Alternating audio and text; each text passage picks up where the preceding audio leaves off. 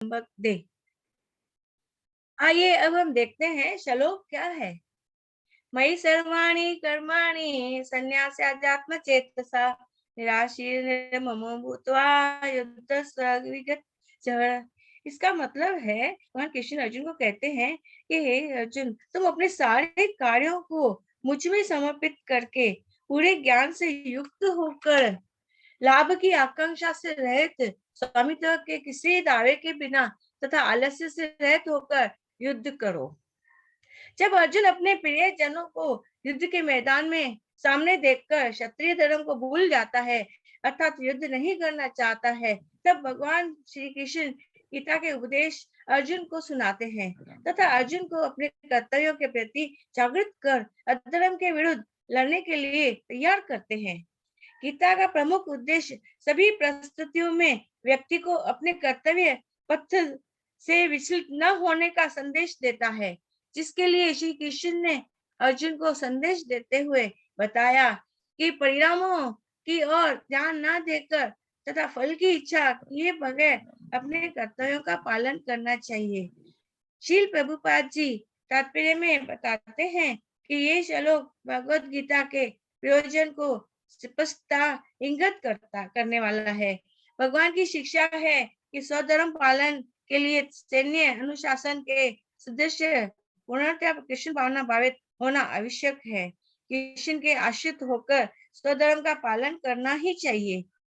जीव भगवान के सहयोग बिना सुखी नहीं हो सकता, क्योंकि जीव की स्वाभाविक स्थिति ऐसी है कि भगवान के इच्छाओं के अधीन रहा जाए। अतः कृष्ण ने अर्जुन को इस तरह आदेश दिया मानो भगवान उसके सेना नायक हों। अर्जुन को भगवान के आदेश का मात्र पालन करना था।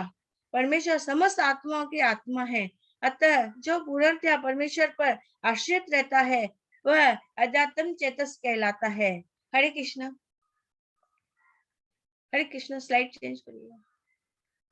प्रत्येक व्यक्ति को अपने स्वामी के आदेश अनुसार कार्य करना चाहिए, किंतु फल की आशा न करना चाहिए। जैसे कोषाध्यक्ष कैशियर अपने स्वामी के लाखों रुपए, मिलियंस रुपए गिन सकता है, किंतु इसमें से वह अपने लिए एक पैसा भी नहीं चाहता। इसी प्रकार मनुष्य को यह समझना चाहिए कि इस संसार में इस व्यक्ति का कुछ भी नहीं है, सारी वस्तुएं परमेश्वर की ही है। जब मनुष्य इस प्रकार से कृष्ण भावना भावित में कार्य करता है, तो वह किसी वस्तु पर अपने स्वामित्व का दावा नहीं करता। अपने गुण तथा स्थिति के अनुसार प्रत्येक व्यक्ति को आलस से रहित होकर विशेष प्रकार का कार्य करना होता है, और ऐसे कर्तव्यों का पालन कृष्ण भावना भावित होकर किया जा सकता है। इससे मनुष्य का मार्ग प्रशस्त हो जाएगा। निष्कर्ष यह है कि हमें अपने सभी कार्य भगवान को समर्पित करना चाहिए। हमें लाभ की आकांक्षा छोड़ देना चाहिए। हमें कोई स्वामित्व का दावा नहीं करना चाहिए और ना ही हमें लालच से रहित होकर अपना कर्तव्य पूरा करना चाहिए। हरे कृष्ण, हरे कृष्ण। हरे कृष्णा, हरि बोल। एक पीपीटी कंप्लीट हो गया है ना। जी, तो बहुत अच्छा था। नेक्स्ट टीम कौन सा है प्रभु? मेरा है माता जी ग्रुप ए, उसका चैप्टर 4। अच्छा, ठीक है। तो ये जो क्या बोलते हैं, लिखना थोड़ा कम कीजिए, और जो पीपीटीज है वो थोड़ा क्या करते हैं, फोटोज लाइए। इस्कॉन के बहुत सारे सुंदर सुंदर फोटोज है ना, उसको डालिए। मैं सभी को बोल रही हूँ। वो क्या होता है कि हाईलाइट करता है, लोग जब देखते हैं ना तो बहुत सुंदर लगने लगता है उनको भी। ठीक है, मैं अभी को होस्ट करती हूँ। ग्रुप ए के हैंड रेज करें।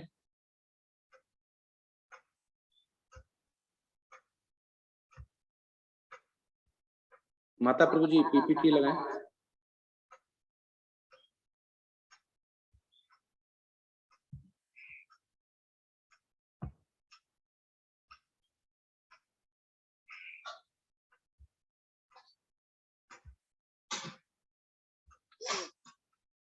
जी PPTs। नेक्स्ट सारे क्वेश्चंस डिस्ट्रीब्यूट हो गए क्या प्रभु? हाँ माता जी, मेरे पास 18 चैप्टर तक के आ गए हैं और अभी 6 तक तो हमने कर दिए हैं, अभी 6 के आगे करेंगे। ठीक है, प्रभु जी स्क्रीन दिख रहा है क्या? हाँ स्क्रीन आ रहा है।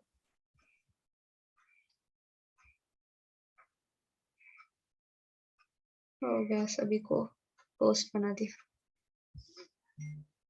हाँ, पहले पे उस पे जाइए, प्रेजेंटेशन मोड में फर्स्ट पेज पे।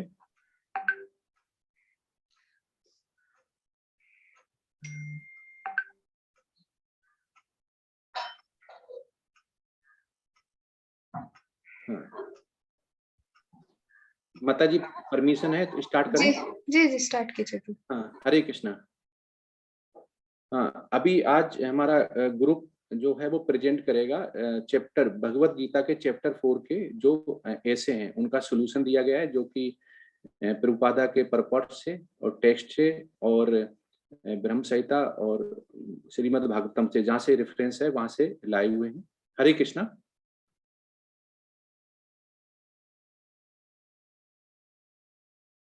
हरे कृष्णा।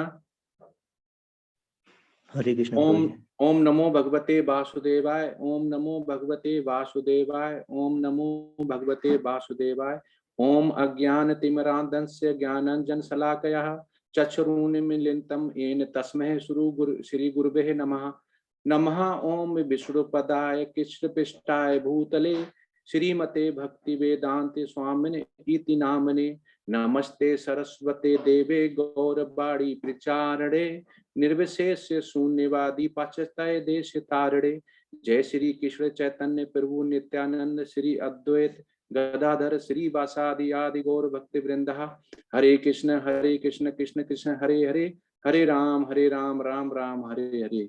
श्री प्रपाद की जय। हमें जो पहला इसका स्टार्ट होता है वो चैप्टर 4 का पहला दिया गया है, जो मैंने लिया हुआ है। क्वेश्चन फर्स्ट, भगवत गीता 4.1 4.2 में उन मूल्यों की पहचान करें जिन्हें आप श्रील प्रभुपाद के मिशन को पूरा करने के लिए महत्वपूर्ण मानते हैं और आपके लिए उनकी प्रासंगिकता पर चर्चा करें। अपनी प्रतिक्रिया में बीजी 4.1-2 छंदों और अभिप्रायों का संदर्भ दें। 4.1 श्लोका श्री भगवान उवाचा इमं विवस्वते योगम प्रोक्तवान हम व्ययम विवासुन मनवे प्राह मुन रचित काव्य प्रवृत्त। तो आंसर ये है कि भगवत गीता का जो इतिहास है कि भगवत गीता कैसे आई है, पृथ्वी पे कैसे आई, उससे पहले किसको दिया गया है। 4.1 4.2 में इसका पूरा ही एप्लीकेशन है, इतिहास है, जिसमें कि पहला आता है कि जो गीता है वो विशेष रूप से राज ऋषियों के लिए दिया गया था, क्योंकि राजा क्या करता है, वो प्रजा पे शासन करता है और शासन करता है तो प्रजा को अगर जितना अच्छा राजा होगा, जितना अच्छा उसकी नॉलेज होगी, वेद शास्त्र जानता होगा, उतने ही प्रजा सुखी रहेगी। सुखी क्यों रहेगी कि उन्हें वो कांप रूपी बंधन से बचा सकता है और वो सारी ही प्रजा आध्यात्म की तरफ, ज्ञान की तरफ विकास करेगी, तो सारी तरफ ही खुशहाल होगी, सारी तरफ ही आनंद होगा। यही कृष्ण का मकसद था, इसका मूड एंड मिशन जिसको बोलते हैं, जो श्री प्रभुपाद ने भी किया है क्योंकि वो श्री कृष्ण के भक्त थे। दूसरा, शिक्षा द्वारा नागरिकों को कृष्ण चेतना। अब शिक्षा श्री प्रभुपाद ने इतना अच्छा प्रमाणिक जो ग्रंथ है उसको यथारूप में हमें दिया, जिसमें कोई भी मिलावट नहीं है। तो जब हम इसको पढ़ते हैं तो हमारे जो शब्द हैं, हम जब एक हियरिंग करते हैं, प्रीचिंग करते हैं, टीचिंग करते हैं, तो हमसे और लोग कनेक्ट होते हैं, क्योंकि ये सीधा ही हमारे जितने भी पाप हैं उनको काट देता, बर्न कर देता, ऐसा श्री प्रभुपाद ने लिखा हुआ है। और सूर्यदेव को इसलिए दिया गया था कि उस समय वो राजा थे। किसके राजा थे? वो सारे ही लोगों के राजा थे। और सूर्यदेव और जितने लोग थे वो किसके अधीन थे? वो श्री कृष्णा के। वो घूम रहे थे किसके नियंत्रण में थे? श्री कृष्णा के। इसलिए जब राजा को कोई शिक्षा दी जाती है, अगर वो नीचे इंप्लीमेंट करता, लॉ एंड ऑर्डर उसके पास होता है, तो प्रजा और जो उसके शासन करने वाले हैं, मंत्री हैं, वो सभी ही बहुत सुखी रहते हैं।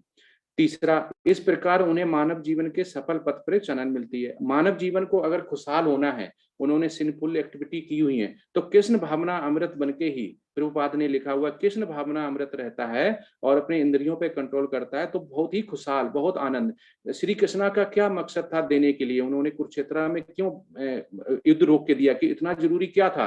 क्योंकि गुरु परंपरा, शिष्य परंपरा खत्म हो रही थी। गीता का जो पहले उपदेश दिया हुआ था सूर्यदेव को, वो खत्म हो रहा था, चारों तरफ ही आतताई बढ़ रही थी। तो इसलिए उन्होंने बोला कि कलयुग में बैठे हुए हमारे जो भी उनके भक्तगण होंगे उनको इससे फायदा होगा, और जब भी वो श्री कृष्ण भावना भावित होंगे तो भक्ति योगी में वो इंद्रियों पे कंट्रोल कर पाएंगे, जिससे कि मन कंट्रोल होगा, फिर बुद्धि कंट्रोल होगी और वो बहुत अच्छा ही जीवन जी पाएंगे। हरे कृष्णा।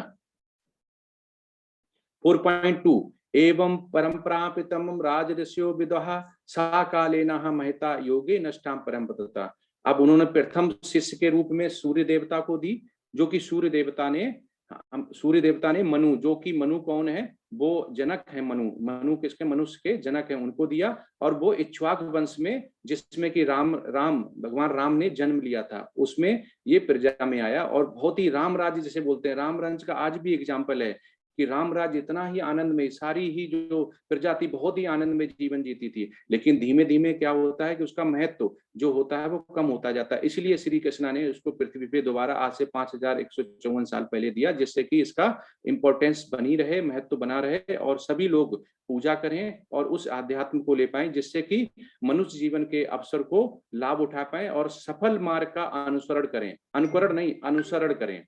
यहाँ पे ये प्रभुपाद ने लिखा हुआ है कि भगवत गीता किसी असुर और किसी तुच्छ प्राणी के लिए नहीं है जो कि इसको समझ नहीं सकता। इसलिए हमेशा ही श्री कृष्ण ने इसका जो उपदेश दिया है वो राजऋषि बहुत ही ज्ञानवान को दिया, जैसे पहली बार सूर्यदेव को दिया और पृथ्वी पे दूसरी बार अर्जुन का दिया, जो बहुत ही शुद्ध भक्त था, शुद्ध भक्त भगवान का था, जो कोई उपदेश मानता था, सारी नॉलेज थी, ज्ञान वेद और राजघराने से थे। कृष्ण ने ये किसी भी साधारण व्यक्ति को नहीं दिया, ये दो थे, वो उनके अधीन भी थे, शुद्ध भक्त भी थे और कंट्रोल में भी थे। उन्होंने सूर्यदेव को इसलिए चुना था कि वो ग्रहों के राजा थे और सारे ग्रह उनके श्री कृष्ण के आदेश पे घूमते थे। हरे कृष्णा। अपनी प्रतिक्रिया में, मेरा व्यक्तिगत इस प्रतिक्रिया में 4.2 छंदों और अभिप्रायों का क्या संदर्भ है। अब श्रील प्रभुपाद ने अपना मूड एंड मिशन अपने गुरु की आज्ञा, सरस्वती ठाकुरा की आज्ञा पे किया कि जो श्री कृष्ण की बहुत ही शुद्ध भक्त थे, प्रभुपाद श्री कृष्ण के बहुत शुद्ध भक्त थे, तो श्री कृष्ण ने जो भी उपदेश दिया कि हमारा आनंद में कैसे हो सकता है, हम आज इस दुखालय में कैसे आनंद ले सकते हैं। आनंद हम जब ही ले सकते हैं कि जो प्रेस्क्राइब्ड किया गया। श्री चैतन्य महाप्रभु ने बोला कि हर गांव हर शहर में श्री कृष्ण का जाप होना चाहिए, महामंत्र का जाप होना चाहिए, जिससे कि लोगों के, जो लोग दुख में हैं, जिनकी प्रारब्ध हैं, सिंफुल एक्टिविटी मैच्योर हो चुकी, उनके सिंफुल एक्टिविटी सारी बर्न हो जाएंगी, वो न्यूट्रलाइज और कंपनसेट हो जाएगा और वो कृष्ण के भावना में अमृत रहेंगे, तो वो भगवत धाम भी जा सकते हैं। तो इसलिए 3 जो उन्होंने बोले हुए करना बहुत जरूरी है। श्री कृष्ण महामंत्र जप करना है, इंद्रियों को कंट्रोल करना है और प्रसादम जैसा भोजन करना है, प्रसादम जैसा खाना है, जैसे कि मन शुद्ध हो। अब इसमें मेरा क्या है, मैंने देखा कि श्री प्रभुपाद का जो है, इसमें गुरु परंपरा शिष्य परंपरा में जो प्रमाणिक बोला गया है, श्री प्रभुपाद ने लिखा है कि कौन कृष्ण भावना भावित है, कौन प्रमाणिक गुरु है। प्रमाणिक गुरु वो है जिसको कि वेद और शास्त्र की नॉलेज है, जिसने बगैर मिलावट के गीता पढ़ी हुई और वैष्णव है, उसके साथ साथ ही कृष्ण भावना भावित है। अगर कृष्ण भावना भावित नहीं है, उसको वेद और शास्त्र की नॉलेज है, तो वो प्रमाणिक गुरु नहीं है। तो क्योंकि कृष्णा से जुड़ने के लिए मैंने एनएनडी प्रभु जी का सहायता ली और उनसे वो हमें अभी शिक्षा दे रहे हैं। हमने देखा कि एनएनडी प्रभु जी का गुरु कौन है, जय पताका स्वामी महाराज हैं। वो किससे कनेक्ट हैं, श्रील प्रपात जो 30 सेकंड गुरु परंपरा शिष्य में 30 सेकंड में आते, और ऐसे करके ये कहाँ जाती है, श्री कृष्णा के पास जाती है। तो ये प्रमाणिक गुरु का एक एग्जाम्पल हो गया। इसलिए मैंने सोचा कि मैं सही जगह हूँ और कृष्णा भावने भावित होते हुए मैं आज की डेट में, मुझसे श्री कृष्णा 16 माला जपा करा रहा है और शेल्टर का फॉर्म भी भरा हुआ है, चारों प्रिंसिपल भी करता हूँ और भगवान की पूजा अर्चना भी करता हूँ, एकादशी का व्रत रखता हूँ। ये कब हुआ, क्योंकि मैं जब इस वेद प्रमाणिक को जान पाया हूँ। अब इससे आता है कि 3 पहलू क्या हैं, मुझे क्या समझ में आता है इस परपट और इस 4.1 से 4.2 के, क्योंकि श्रील प्रपाद का था कि चारों तरफ ही इसको जो भी प्रजा है, आज जो हम लोग हैं दुखालय में बैठे हुए, सभी बहुत ज्यादा आनंद में जीवन जिए। आनंद में जब कब जी सकते हैं, जब कृष्ण भावना भावित होंगे। इसलिए उन्होंने गीता एज इट इज यथारूप दी है कि बिना किसी मिलावट को कृष्ण का संदेश दिया। दूसरा, कृष्ण भगवान जो है वो सर्वोच्च हैं। हम लोग किसकी पूजा करने लगते हैं, हमें नॉलेज नहीं होती, पता नहीं होती, तो हम करते हैं देवताओं की। देवताओं से क्या आता है, देव यज्ञ करके हमें प्रॉस्पेरिटी मिलती है, लेकिन हम भगवत धाम नहीं जा सकते हैं। कृष्ण भावना भावित के बगैर हम इस जन्म मृत्यु से छुटकारा नहीं पा सकते, तो ये हमें समझाया। तीसरा हो गया लोगों को शिक्षित करना कि असली खुशी, क्योंकि सिंपली एक्टिविटी कौन केवल काट सकता है, वर्ण कर सकता है, वो श्री कृष्ण काट सकते हैं। तो इंद्रियों में आसक्त नहीं होना है, और हमें क्या करना है कि काम रूपी बंधन से हमें बचना है। ये जब ही हम बच सकते हैं जब इस प्रमाणिक जो ग्रंथ में लिखा हुआ उसको हम समझ पाएंगे। तो ये ही उनका 3 पहलू थे जो इंपॉर्टेंस थे कि क्यों हमें ये प्रीचिंग करनी है। तो आज हम टीचर जैसे बनने जा रहे हैं, लेवल 3 में आए, तो हमें ये समझना चाहिए कि हम कैसे सामने वाले को कन्विंस कर सकते हैं। हम कन्विंस जब ही कर पाएंगे जब हमारे पास नॉलेज होगी, क्योंकि डिबेट करेंगे तो डिबेट में वो कुछ भी क्वेश्चन आएगा, उस क्वेश्चन का हमें आंसर देने के लिए हमें नॉलेज बहुत जरूरी, इसलिए हम इसको अभी स्टडी कर रहे हैं, डीपली स्टडी कर रहे हैं। हरे कृष्ण। हरे कृष्ण माता जी, दंडवत प्रणाम। हरे कृष्ण। मुझे जो प्रश्न दिया गया है, क्वेश्चन नंबर 2, भगवद गीता के प्रसार के इतिहास को भगवद गीता अध्याय 4 के श्लोक क्रमांक 1 से 3 के अभिप्राय के संदर्भ में प्रस्तुत करें। सर्वप्रथम हम ये देखते हैं कि भगवद गीता का जो शीर्षक है, ये इसका मूल अर्थ क्या है। तो देखते हैं कि भगवद गीता मूलतः 2 संस्कृत शब्द है। पहला शब्द है भगवत अर्थात भगवान, जो भगवान श्री कृष्ण के सर्वोच्च व्यक्तित्व को संदर्भित करता है। दूसरा शब्द है गीता अर्थात गीत। तो भगवद गीता का अर्थ हुआ जो भगवान ने अपने श्रीमुख से कहा, और भगवान द्वारा कही गई वाणी को अपौरुषेय कहा जाता है। इस ज्ञान को अपौरुषेय ज्ञान कहा जाता है। तो भगवद गीता जो है, it's a divine song of God, जो अर्जुन और कृष्ण के बीच में संवाद हुआ था। हरे कृष्णा। माता जी, कुछ चीजें शायद प्रभु जी के साथ रिपीट होंगी मेरी, बिकॉज श्लोक रेफरेंस सेम है, but it is with connection to history of Bhagavad Gita. Bhagavad Gita के प्रथम श्लोक से हमें ये पता चलता है कि भगवान श्री कृष्ण ने सर्वप्रथम इस ज्ञान को सूर्यदेव विवस्वान को प्रदान किया। वर्तमान जो मनु है, वो विवस्वान ने अपने मनुष्यों के जो जनक हैं मनु, उनको यह उपदेश दिया, और कालांतर में मनु ने अपने शिष्य और उनके पुत्र इक्ष्वाकु को यह उपदेश दिया। इक्ष्वाकु उस रघुवंश के राजा थे जो जिस रघुकुल में राम का अवतरण हुआ था। अध्याय 4 के दूसरे श्लोक में हम ये देखते हैं कि भगवान कृष्ण से सूर्यदेव, सूर्यदेव से मनु, मनु से इक्ष्वाकु को यह ज्ञान प्रदान हुआ। तो इसका यदि हम काल गणना करें तो संक्षेप में काल गणना इस तरह से होगी कि कलयुग का जो कुल आयु है वो लगभग 4,32,000 वर्ष है। हरे कृष्ण प्रभु जी। कलयुग की जो आयु है वो लगभग 4,32,000 वर्ष है। उससे ऑलमोस्ट दुगनी आयु द्वापर युग की, उससे लगभग ट्रिपल आयु त्रेता युग की, और उससे अराउंड 4 टाइम्स इट इज सतयुग। तो लगभग जो है, और इस समय कलयुग के लगभग 5,000 से कुछ ज्यादा वर्ष व्यतीत हो चुके हैं। तो हम यदि इन सबका जोड़ करें तो हम ये देखते हैं कि लगभग 20,05,000 वर्ष पूर्व मनु ने अपने शिष्य इक्ष्वाकु को यह ज्ञान दिया। तो 20,05,000 वर्ष पूर्व से यह ज्ञान पृथ्वी पर विद्यमान है। हरे कृष्ण। अध्याय 4 के ही तीसरे श्लोक में अर्जुन को भगवान कहते हैं कि ये जो ज्ञान है ये असुर लोगों के लिए नहीं है। मनुष्य के जो 2 प्रकार हैं, असुर और भक्त, उसमें से यह ज्ञान मात्र भक्तों के लिए है, क्योंकि भक्त भगवान श्री कृष्ण को भगवान के रूप में स्वीकार करता है, और असुर उन्हें भगवान नहीं मानते, वो अपने ही भाष्य करते हैं। जो लोग अविद्या, जिनके पास अविद्या है, या जो निर्विशेषवादी हैं, मायावादी लोग हैं, वो इस ज्ञान को उस रूप में स्वीकार नहीं कर सकते, क्योंकि उनका अपना ही भाष्य, अपनी ही विवेचना होती है, जिसमें वो भगवान को कहीं भी स्वीकार नहीं करते हैं। वो अपने हिसाब से उस ज्ञान को ग्रहण करते हैं। इसीलिए भगवान ने सर्वप्रथम ज्ञान विवस्वान को दिया। उसके बाद कलयुग में, उसके बाद द्वापर में जब ये युद्ध हुआ, तब उन्होंने, श्री कृष्ण ने अर्जुन को यह धर्म क्षेत्र कुरुक्षेत्र में यह ज्ञान दिया, क्योंकि अर्जुन भगवान श्री कृष्ण के परम भक्त थे और सखा थे। इसलिए उन्होंने उनसे कहा श्री कृष्ण ने अर्जुन से ये कहा कि इस परम गुह्य ज्ञान को मैं तुम्हें प्रदान करता हूँ, क्योंकि तुम मेरे परम भक्त हो और इस ज्ञान को तुम समझ सकते हो। इसलिए निष्कर्ष ये निकलता है कि जिस तरह अर्जुन ने श्री कृष्ण को भगवान के रूप में स्वीकार किया, उनके सामने पूर्ण शरणागत होते हुए इस परम विद्या को ग्रहण किया, हमें भी उसी तरह अर्जुन के पद चिन्हों का अनुसरण करते हुए गुरु परंपरा से प्राप्त इस ज्ञान को हमारे गुरु से ग्रहण करते हुए कृष्ण भावनामृत होते हुए इस परम ज्ञान से लाभान्वित होना चाहिए और अपने इस मनुष्य जीवन के जन्म मृत्यु जरा व्याधि के साइकिल से अपने आप को मुक्त करने के लिए प्रयत्नशील रहना चाहिए। हरे कृष्णा। प्रश्न 3 जो है भगवत गीता के 4थे अध्याय के श्लोक 1 और 2 के संदर्भ में है। प्रश्न ये कहता है कि इस्कॉन के वर्तमान और भविष्य के लिए भगवत गीता के राजाओं को प्रदान किए जाने की प्रासंगिकता पर चर्चा करें और अपनी प्रतिक्रिया में श्लोक 1 और 2 का संदर्भ भी दें।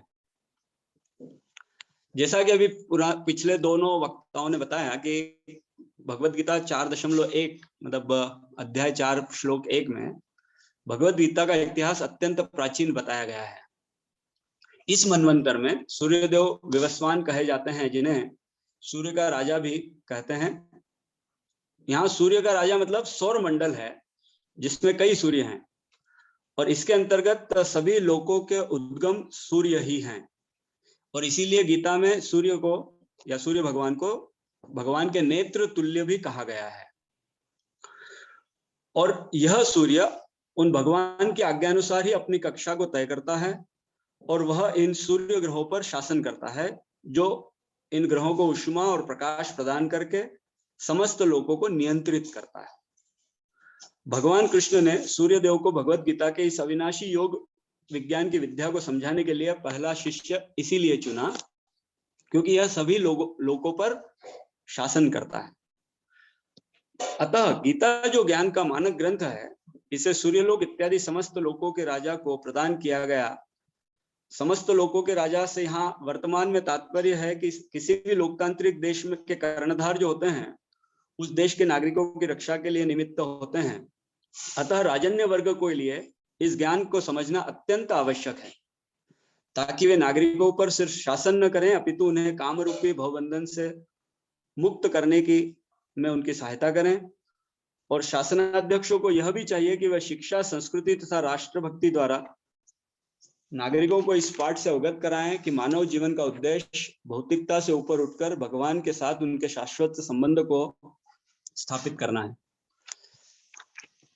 4थे अध्याय के 2 श्लोक में श्रील प्रभुपाद अपने तात्पर्य में कहते हैं कि गीता विशेष रूप से राजऋषियों के लिए ही थी क्योंकि वे इसका उपयोग प्रजा के ऊपर शासन करने में करते हैं। यहाँ पर मैं उपदेशामृत से एक टिप्पणी लेना चाहूंगा जो श्री प्रभुपाद ने अपने तात्पर्य में कही है कि वर्तमान समय में जो युद्ध चल रहा है वो पूंजीवादियों का और साम्यवादियों के बीच में है। साम्यवादियों के पास में यदि धन आता है तो वो इंद्रिय तृप्ति के लिए उसका उपयोग करते हैं, लेकिन वास्तव में सारे संसार की संपत्ति कृष्ण की है और प्रत्येक जीव को, चाहे वह मनुष्य हो या पशु, यह जन्म सिद्ध अधिकार है कि इस ईश्वर की संपत्ति का पालन वह अपने उपयोग के लिए करें, अपने पालन पोषण के लिए करें। आवश्यकता से अधिक इसका ग्रहण नहीं करना चाहिए और यही आज की विशेष समस्या है इस आधुनिक युग में। विश्व संपत्ति का उपयोग समस्त जीवों के कल्याण के लिए होना चाहिए क्योंकि माता प्रकृति की भी यही योजना है। प्रत्येक व्यक्ति को भगवान की संपत्ति का उपभोग करते हुए जीवन और जीवित रहने का अधिकार है। जब लोग भगवान की संपत्ति को वैज्ञानिक ढंग से उपयोग में लाने की कला सीख लेंगे तब वे एक दूसरे के अधिकारों के अतिक्रमण नहीं करेंगे और एक आदर्श समाज का निर्माण होगा। और यह सब ज्ञान गीता से ही हमें प्राप्त हो सकता है। हरे कृष्णा। इस्कॉन के माध्यम से शील प्रभुपाद ने जो कृष्ण भावनामृत आंदोलन प्रारंभ किया था, जिसे आज भी उनके शिष्य आगे बढ़ा रहे हैं, इसका यही उद्देश्य है कि भगवान का अंश रूप जो जीवन की सर्वोच्च सिद्धि अर्थात अपनी भौतिक इंद्रियों की तुष्टि के बजाय भगवान की इंद्रियों को तुष्ट करने के लिए सतत प्रयासशील रहें। हरे कृष्णा। हरे कृष्ण माता जी। तो चौथा प्रश्न मेरा है कि कृष्ण के प्रकट होने की प्रकृति और उद्देश्य और गतिविधियों के संदर्भ सहित अपने शब्दों में स्पष्ट करें। तो छंदों के लिए भगवत गीता 4.5 से 9 का तात्पर्य दी। तो इसमें पहले हमें ये समझना पड़ेगा कि कृष्ण के प्रकट कैसे हुआ था और उनका उद्देश्य क्या था। तो सबसे पहले हम ये देखते हैं कि कृष्ण का अवतरण कैसे होता है। जैसे प्रभु यहाँ कहते हैं, अजोपि सन व्यायात्मा भूतानाम ईश्वरपि सन प्रकृतिं स्वामधिष्ठाय संभवामया आत्मा माया। तो जैसे वेदों में ये वर्णन है कि भगवान अद्वैत होकर भी अपने असंख्य रूपों में प्रकट होते हैं। तो अद्वैत का अर्थ क्या है ना, अद्वैत का अर्थ है कि भगवान का जो आत्मा और शरीर में कोई अंतर नहीं होता। जैसे हमारा अलग अलग होता है, जितने बार हम जन्म लेते हैं हमारा आत्मा तो एक रहता है लेकिन शरीर परिवर्तन होता रहता है। तो भगवान जिनका जो अंतरंगा शक्ति है, उस शक्ति के द्वारा वो जो उनका दिव्य शरीर होता है हमेशा उसी दिव्य शरीर में प्रकट होते हैं, जो शरीर में वो गोलोक वृंदावन में रहते हैं। तो इसलिए भगवान ने जो लाखों वर्ष पूर्व जो काम किए थे, जैसे उन्होंने जो जो सूर्यदेव को अपना पहला गीता का उपदेश सुनाया था वो उन्हें याद रहता है, लेकिन हमें तो 2 दिन पहले वे कार्य भी याद नहीं रहता। तो भगवान के कुछ प्रमुख अवतार होते हैं, जैसे पुरुषावतार, गुणावतार, लीलावतार, सत्यावश अवतार, मनवंतर अवतार, युगावतार। तो जैसे पुरुषावतार में कारण दोक्षाय विष्णु, गर्भ दोक्षाय विष्णु, क्षीरो दोक्षाय विष्णु है। गुणावतार में ब्रह्मा विष्णु महेश है। लीलावतार में नर नारायण वराह हयशीर्ष मोहिनी इत्यादि है। सत्यावश अवतार में जैसे नारद वेदव्यास कपिल मुनि इत्यादि है। मनवंतर अवतार में विभु धर्म सेतु सत्यसेन इत्यादि है। और युगावतार में सत्ययुग त्रेतायुग द्वापर युग कलयुग इत्यादि है। ये जितने भी जो अवतार है ये सब क्रमानुसार ब्रह्मांड में अवतरण होता है इनका, लेकिन जो भगवान कृष्ण है यही आदि भगवान है और सबका जितने अवतार है सबका मुख्य उद्गम स्थल है। मतलब आदि भगवान कृष्ण से ही इन सारे अवतारों का उद्गम हुआ है। हरे कृष्ण। कृष्ण का अवतार कब होता है ना, जब अधर्म की वृद्धि हो जाती है और धर्म की हानि हो जाती है होने, तो भगवान अपने स्वेच्छा से धरती पर प्रकट होते हैं। अब अधर्म कैसे बढ़ता है ना, जब मनुष्य वेदों में जो नियम सब दिए गए उनका पालन नहीं करता, अधर्मी हो जाता है, अन्याय करता है, अत्याचार करता है, उपद्रव करता है, आसुरिक शक्तियां बढ़ जाती है, धर्म की हानि होने लगती है, तब धर्म का पुनरुद्धार करने के लिए श्री भगवान अवतरित होते हैं। इसलिए भगवान इस श्लोक में कहते हैं, जैसे 4.7 में, यदा यदा हि धर्मस्य ग्लानिर्भवति भारत अभ्युत्थानम अधर्मस्य तदात्मानं सृजामि। हरे कृष्णा। भगवान के प्रकट होने के उद्देश्य क्या है ना, कृष्ण का अवतरण क्यों होता है हमें देखना पड़ेगा। जैसे इस श्लोक में कहा गया है, परित्राणाय साधूनाम विनाशाय च दुष्कृताम धर्म संस्थापनार्थाय संभवामि युगे युगे। तो साधु पुरुष कौन है? नहीं, साधु पुरुष उनको कहा गया है जो कृष्ण भावना व्यक्ति है, जो भगवान को जानने की कोशिश करते हैं या जानते हैं। और दुष्कृताम कौन है ना, ये उन लोगों के लिए जो अधर्मी है, मूर्ख है, उपद्रवी है और जो कृष्ण भावनामृत को कोई परवाह नहीं करते। अब जैसे दुष्टों के विनाश करने के लिए हर बार प्रभु को अवतार लेने की, जैसे राम और कृष्ण के अवतार लेके कंस और रावण का वध किया था, हर बार लेने की आवश्यकता नहीं है। ये काम तो अपने अनुचर द्वारा भी कर सकते हैं, लेकिन प्रभु के अवतरण होने का मुख्य कारण है कि जो उनके भक्त हैं उनको रक्षा करने के लिए अवतरित होते हैं, जिनको दुष्ट और असुर हमेशा सताते हैं या परेशान करते हैं।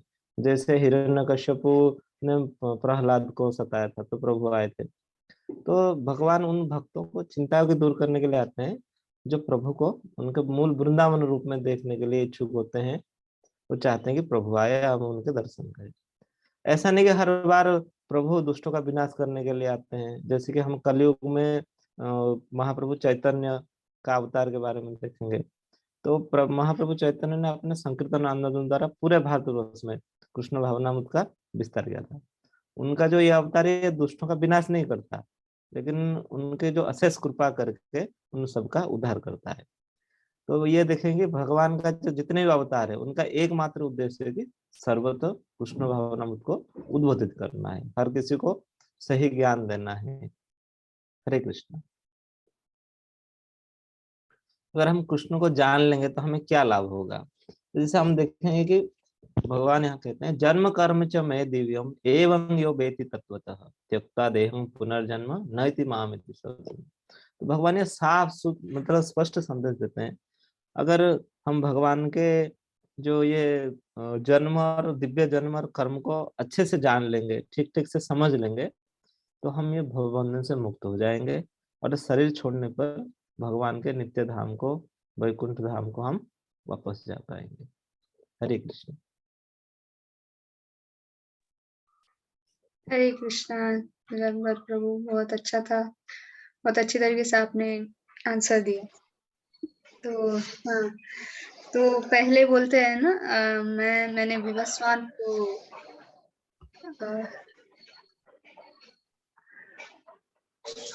एक सेकंड जी, मैंने विवस्वान को ज्ञान दिया। तो अर्जुन पूछता है कि विवस्वान, आप तो मेरे एज के हो, मेरे जैसे हो, मेरे एज के हो। विवस्वान तो करोड़ों साल पहले आए गए थे, है ना, आप कैसे वैसे हो गए?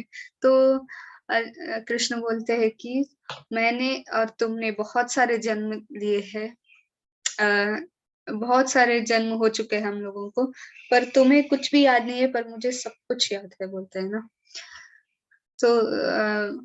तो फिर कुछ लोग होते हैं लाइक भगवान को पूछते हैं, भगवान जन्म लेते हैं, ये तो कृष्ण तो जन्म ही लेते हैं भगवान, तो फिर भगवान कैसे जन्म ले सकते हैं, कुछ लोग पूछते हैं ना।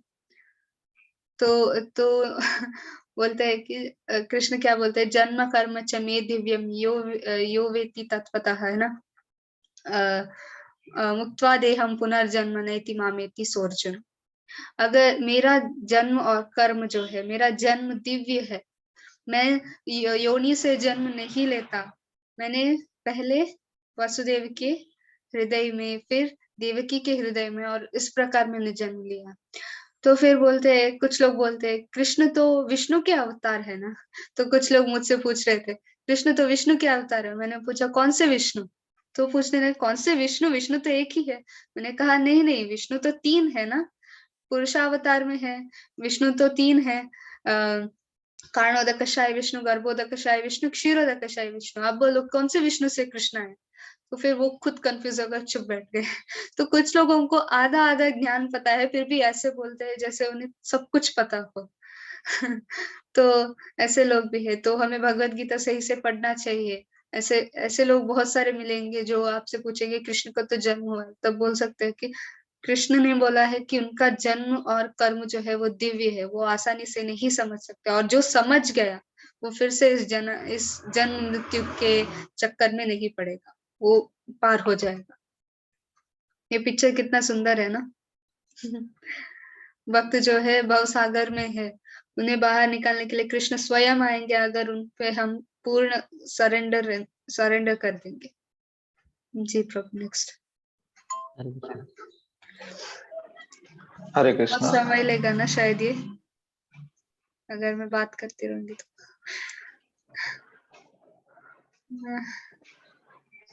7:30 हो गया प्रभु।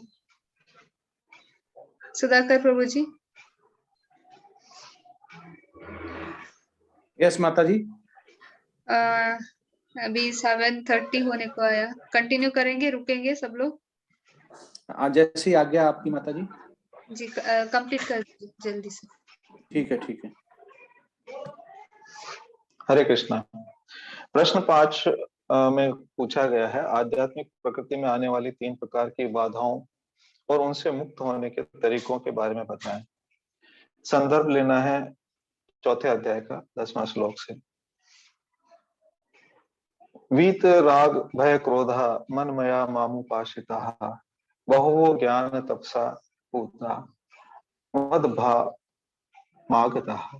अर्थात आसक्ति, भय और क्रोध से मुक्त होकर मुझ में पूर्णतया तन्मय होकर और मेरी शरण में आकर बहुत से व्यक्ति भूतकाल में मेरे ज्ञान से पवित्र हो चुके हैं। इस प्रकार से उन सब ने मेरे प्रति दिव्य प्रेम को प्राप्त किया है। तो अभी हम प्रश्न के हिसाब से जो पूछा गया है, आध्यात्मिक प्रकृति में आने वाली 3 बाधाएं कौन सी है, तो वो है आध्यात्मिक जीवन की उपेक्षा, या यूं कहें कि भौतिकवाद का ज्यादा होना, भौतिकता में ज्यादा तल्लीन होना, या उसका रिवर्स हो जाता है आध्यात्मिक जीवन की उपेक्षा। दूसरा है आध्यात्मिक साकार रूप का भय, और तीसरा है जीवन की हताशा से उत्पन्न शून्यवाद की कल्पना। इनको थोड़ा समझें तो आध्यात्मिक जीवन की उपेक्षा को कह सकते हैं कि हम भौतिकता में इतना डूब जाते हैं कि आध्यात्मिकता की ओर कोई ध्यान नहीं जाता। और कुछ लोग तो निराशावश सभी प्रकार के आध्यात्मिक चिंतनों से क्रुद्ध होकर प्रत्येक वस्तु पर ही अविश्वास करने लग जाते हैं आध्यात्मिक जीवन की। दूसरी बाधा होती है आध्यात्मिक साकार रूप का भय। भौतिकवादी धारणा के अनुसार शरीर नाशवान, अज्ञानमय और अत्यंत दुखमय होता है। अतः जब लोगों को भगवान के साकार रूप के विषय में बताते हैं तो उनके मन में यही शरीर की धारणा बनी रहती है, क्योंकि उनके लिए ये भौतिकवाद ही सब कुछ है, यही जगत, भौतिक जगत ही उनके लिए परम सत्य है। इसलिए वे परमेश्वर को निराकार मानते हैं और भौतिकता में इतने तल्लीन रहते हैं कि भौतिक पदार्थ से मुक्ति के बाद भी अपना स्वरूप बनाए रखने के विचार मात्र से ही डर जाते हैं। तीसरी बाधा है जीवन की हताशा से उत्पन्न शून्यवाद की कल्पना। जब भौतिकवादी पुरुषों को ये बताते हैं कि आध्यात्मिक जीवन भी व्यक्तिगत तथा साकार होता है, तो वो पुनः व्यक्ति बनने के जो मन में आती है उससे डर जाते हैं, उससे भयभीत हो जाते हैं। इसलिए वो क्या कहते हैं कि हम तो निराकार शून्य में विलीन हो जाएंगे, ऐसा ही होता है, आप गलत बता रहे हैं कि ऐसा कुछ आध्यात्मिक जीवन भी होता है। तो वो अपने मन में ऐसा बैठा लेते हैं कि जीवों का जीव तो सब समुद्र में उठे हुए बुलबुलों की तरह होते हैं, ये जीवन खत्म तो जैसे बुलबुले समुद्र में विलीन हो जाते हैं, जीव भी समुद्र में विलीन हो जाएंगे। तो इन तीनों बाधाओं से क्या उपाय हो सकता है, कैसे इनसे बचा जा सकता है? तो इसका उपाय है प्रामाणिक गुरु के निर्देशन में भगवान की शरण ग्रहण करें और भक्तिमय जीवन के नियम तथा विधि का पालन करें। इससे हम इन तीनों बाधाओं से दूर हो जाएंगे। तो ये भक्तिमय जीवन कैसे प्राप्त होता है और इससे तीनों बाधाओं से कैसे छुटकारा मिलता है, तो इसका वर्णन भक्ति रसामृत सिंधु में बताया गया है कि ये भक्ति का विज्ञान कैसे चलता है। प्रारंभ में आत्म साक्षात्कार की सामान्य इच्छा होती है। इससे मनुष्य ऐसे व्यक्तियों की संगत करता है जो आध्यात्मिक दृष्टि से थोड़े उठे हुए हैं। जब अगली अवस्था में पहुंचता है तो वो गुरु से दीक्षित होकर उनके आदेश अनुसार भक्ति योग प्रारंभ करता है। इस प्रकार गुरु के निर्देश में भक्ति करते हुए वो भौतिक आसक्ति से मुक्त हो जाता है और वो भगवान कृष्ण के विषय में श्रवण करने में अपनी रुचि थोड़ी थोड़ी बढ़ाता है। इस रुचि से क्या होता है कि आगे चलकर वो धीरे धीरे कृष्ण भावना भावित होता है, उस मतलब कृष्ण भावना में उनकी आसक्ति बढ़ती है, जो फिर धीरे धीरे भाव में बदलती है, या यूं कहें कि इस समय वो भगवत प्रेम की पहली सीढ़ी पर आ जाता है और धीरे धीरे फिर ये प्रेम अवस्था में आ जाता है और प्रेम भक्ति में लीन रहने लगता है। तो इस तरह भक्ति से के वो सर्वोच्च अवस्था को प्राप्त करता है और अपनी आध्यात्मिक प्रगति में आने वाली तीनों बाधाओं से पार पा जाता है। हरे कृष्णा। हरे कृष्णा। हरे कृष्णा। मेरा प्रश्न, छठा प्रश्न है।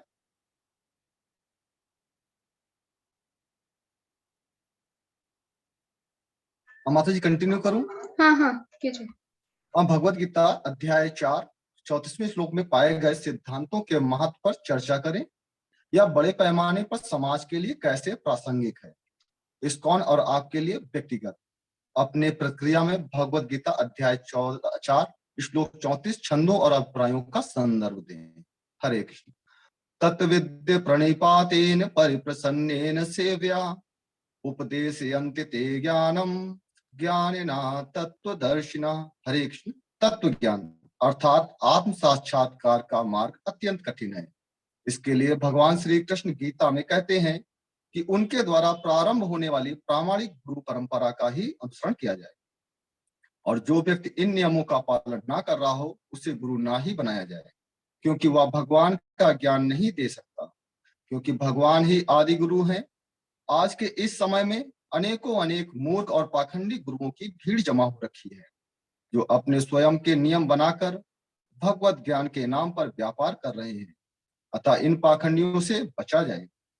भागवतम 6.3.19 के अनुसार धर्म तु साक्षात भगवत प्रणीतम, अर्थात धर्म पथ का निर्माण स्वयं भगवान ने किया है। इसलिए ज्ञान प्राप्ति के लिए प्रामाणिक गुरु की ही शरण ली जाए। पूर्ण समर्पित भाव से, अहंकार रहित विनीत भाव दास की भांति गुरु की सेवा करनी चाहिए तथा धर्म ग्रंथों के स्वतः अध्ययन से व शुष्क तर्क व मनोधर्म के अपने आध्यात्मिक उन्नति के विकास से बचना चाहिए। शिष्य न केवल गुरु से विनीत होकर सुने, बल्कि विनीत भाव तथा सेवा और जिज्ञासा के द्वारा अपने गुरु से ज्ञान की प्राप्ति करनी चाहिए। इस प्रकार प्रामाणिक गुरु अपने शिष्य को आत्म साक्षात्कार का पूर्ण ज्ञान कराता है। हमारा स्वयं का अपना अनुभव आत्म साक्षात्कार के लिए गुरु का होना आवश्यक है, किंतु गुरु प्रामाणिक गुरु परंपरा का ही होना चाहिए। हम स्वयं अनुभव कर रहे हैं कि हमारे शिक्षा गुरु नाम निष्ठा दास जी के गुरु जय पताका प्रभु जी व उनके गुरु शील प्रभुपाद जी व उनके गुरु भक्ति सिद्धांत सरस्वती जी महाराज, यह क्रमशः होते हुए नारद, फिर ब्रह्मा और फिर अंतोगत्वा भगवान श्री कृष्ण की ओर उन्मुख है, से प्राप्त ज्ञान पूर्ण व श्रेष्ठ है। प्रामाणिक गुरु के आदेशानुसार 16 माला की सेवा भगवान श्री कृष्ण दे रहे हैं और चारों नियमों का पालन भी पूर्ण करा रहे हैं, जिससे हमें आत्म संतुष्टि और शांत मन का अनुभव समय समय प्राप्त हो रहा है। हरे कृष्ण हरे कृष्ण। हरे कृष्णा। आपको कंटिन्यू करूं माता जी? जी। Yes yes. ये क्वेश्चन नंबर 7 है मेरा। कृष्ण इस बिंदु पर भगवत गीता में दिव्य ज्ञान के तत्व का परिचय क्यों देते हैं, और इस भाग में भगवत गीता के प्रासंगिक छंद एवं अभिप्राय के संदर्भ में चर्चा करना है। हरे कृष्णा। ये जो अध्याय जो है, चौथा अध्याय, ये इसका मेन टॉपिक ही है दिव्य ज्ञान। ऐसे हम 6 क्वेश्चन से गुजर चुके हैं, भिन्न भिन्न क्वेश्चन से। अब मेरा जो क्वेश्चन जो है वो दिव्य ज्ञान के तत्व के परिचय के बारे में है। तो पहले मैं बता दूं माता जी कि दिव्य ज्ञान है क्या। तो इसके 3 पहलू हैं। पहला है भगवान कौन है, मैं कौन हूँ। भगवान संपूर्ण शांतिदायक है और वह जो हमारे सारे पाप नष्ट करके सुख देता है, उसे ही सच्चा एवं सर्वोच्च एवं पद ब्रह्म भगवान है, जिनके अनेक रूप एवं आकार हैं। भगवान जो है वो सृष्टि की रचयिता शक्ति है, जो ब्राह्मण के कण कण में अदृश्य रूप में निवास करते हैं।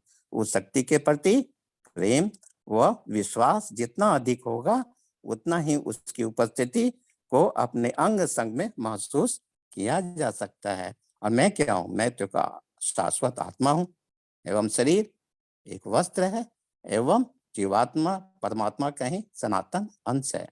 अब दूसरा पहलू क्या है? भगवान के कौन कौन से अवतार हैं। तो इसके पूर्व श्री दिगंबर प्रभु जी ने इसके वर्णन कर चुके हैं। अब आइए तीसरे पर कि मेरे एवं भगवान के बीच संबंध है क्या है। मैं एक नित्य व्यष्टि आत्मा हूँ और भगवान परमात्मा का ही अंतर्यामी रूप एवं प्रत्येक बद्धजीव के अंदर निवास कर रहा साक्षी तथा मार्गदर्शक रूप है।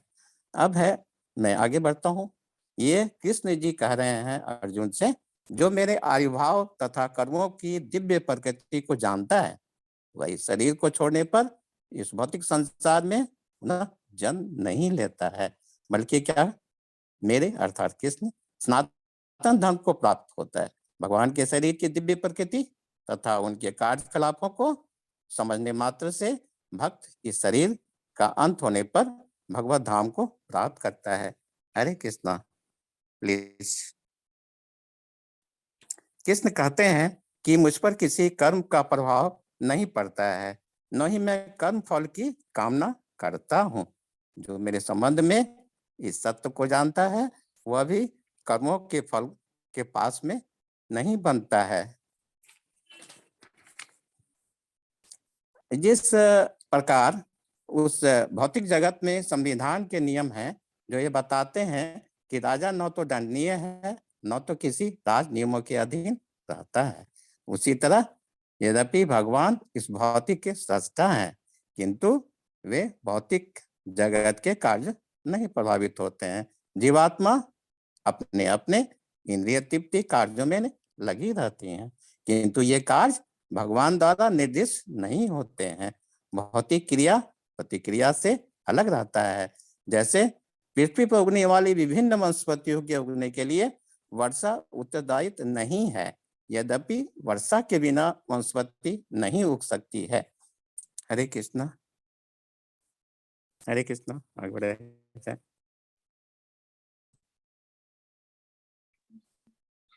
एक श्लोक है इसका, न ही ज्ञानेन सदृशं पवित्रमिह विद्यते तत् स्वयं योग संसिद्ध कालेन आत्मनि विद्यते। इस संसार जो व्यक्ति भगवान के इस दिव्य स्वभाव से परिचित होता है वह कृष्ण भावनामृत में अनुभवी होता है, और जो व्यक्ति भगवान के दिव्य स्वभाव को नहीं जानता है और सोचता है कि भगवान के कार्यकलाप सामान्य व्यक्तियों की तरह कर्मफल के लिए होते हैं, वे निश्चित रूप से कर्मफल में बन जाते हैं। प्राचीन काल में समस्त मुक्त आत्माओं ने मेरी अर्थात कृष्ण दिव्य प्रकृति को जानकर ही कर्म किया। अतः तुम्हें अर्थात अर्जुन को चाहिए कि उनके चिन्हों का अनुसरण करते हुए अपने प्रज्ञा का पालन करें। ये उसके बाद है कि जो श्रद्धालु दिव्य ज्ञान में समर्पित हैं और इन्होंने इंद्रियों को वश में कर लिया है, एक्सटेंड किया जाए प्रभु जी। हरे कृष्ण। जो श्रद्धालु दिव्य ज्ञान में समर्पित हैं और जिसने इंद्रियों को वश में कर लिया है और वह इस ज्ञान को प्राप्त करने का अधिकारी है, और प्राप्त करते ही वह तुरंत आध्यात्मिक शांति को प्राप्त होता है। अब हम निष्कर्ष पर पहुंचते हैं। श्री कृष्ण भगवद गीता में दिव्य ज्ञान के तत्व का परिचय अर्जुन को इसलिए देते हैं कि वह संशय मोह को त्याग कर भक्ति प्रेम एवं योग को दृढ़ता से पालन करें, क्योंकि त्याग से ही दिव्य ज्ञान या दृष्टि की प्राप्ति हो सकती है। श्री श्रील प्रभुपाद जी की प्रेरणा से हम लोग आज गीता को कुछ समझने में मदद मिल रही है, और इसके लिए श्री प्रभुपाद जी को सत सत नमन वंदन। श्री श्रील प्रभुपाद जी की जय। हरे कृष्णा, हरे कृष्णा, हरे कृष्णा, हरे कृष्णा। भगवान और हमारे बीच क्या अंतर है प्रभु, या फिर क्या संबंध है? वो मतलब कि हम लोग तो चेतन हैं, हम लोग को चेतना है आत्मा के चलते, वो तो संपूर्ण है और उनमें वो दिव्य शक्ति है जो कि हम लोगों को नहीं। बीच में संबंध क्या है? आपने फर्स्ट स्लाइड में दिया ना। यस यस, हमने ये दिया है कि मैं तो केवल एक शाश्वत आत्मा हूँ और भगवान जो है वो तो सर्वश्रेष्ठ है, पर ब्रह्म है। जीवेरा स्वरूप होए कृष्णेरा नित्य दास। हम भगवान के दास है, नित्य दास है। ये हमारा संबंध है कृष्ण से। अंतर है कि वो परमात्मा है, हम आत्मा है, वो भगवान है, हम एक जीव है। पर हमारा संबंध ये है कि हम जीव है और हम नित्य दास है कृष्ण के। जी जी। नेक्स्ट, ये टाइम जा रहा है प्रभु। जी 2 क्वेश्चन है, जल्दी से 10 मिनट के अंदर 2 क्वेश्चन हो जाना चाहिए। 10 मिनट भी नहीं, कुछ कम समय में हो जाना चाहिए। जी कंटिन्यू कीजिए।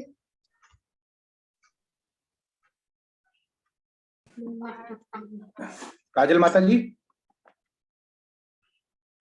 नहीं तो ये नेक्स्ट क्लास के लिए पोस्टपोन कर दे प्रभु।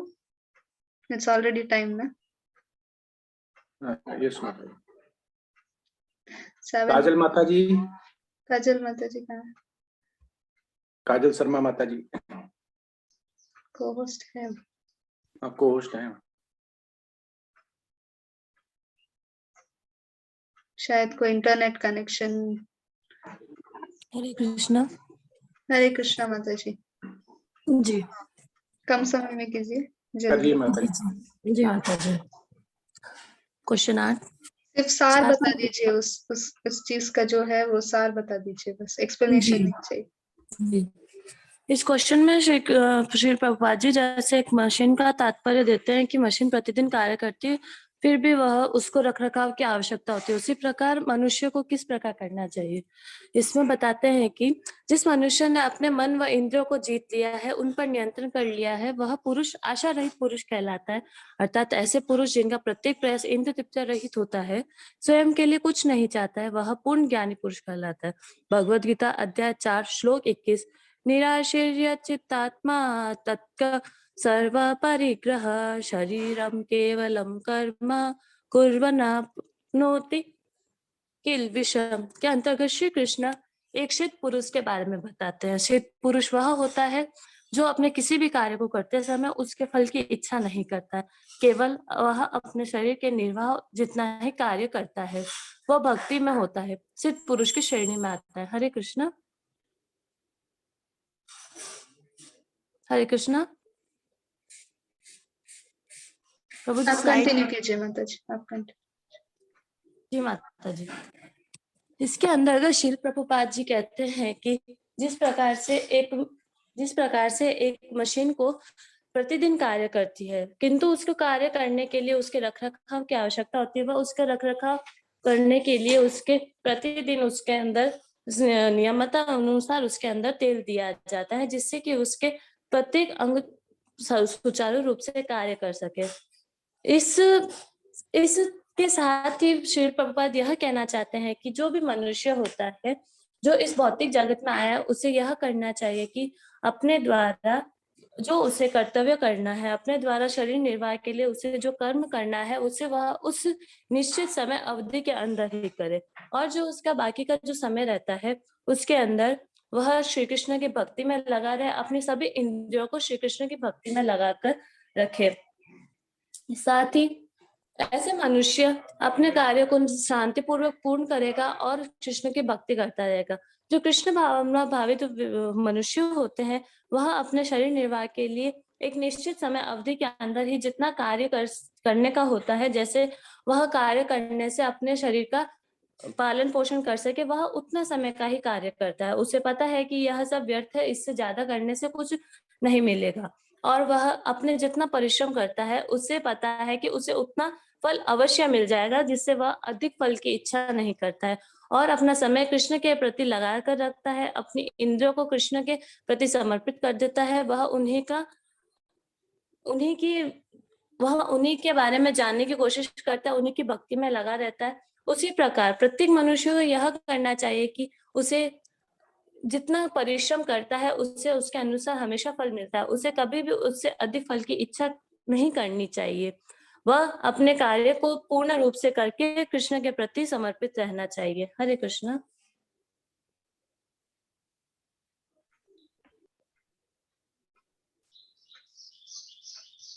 हरे कृष्ण हो गया माता जी। जी मैं वही वेट कर रही थी। जी नेक्स्ट कौन है? नेक्स्ट क्वेश्चन 9 प्रभु जी 9। हाँ ये हाँ। हरे कृष्ण गुरु जी। जल्दी से एक साथ बता दीजिए। हाँ माता जी, हाँ माता जी। पर ब्रह्म ब्रह्म हवि ब्रह्म अग्नो ब्रह्मणा हतम ब्रह्ममेव तेन गंतव्य ब्रह्म कर्म समाधिना।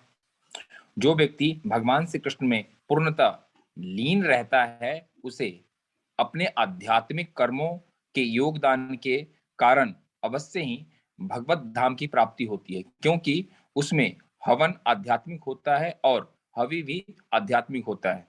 हरे कृष्णा प्रभु जी, स्किप कर दें।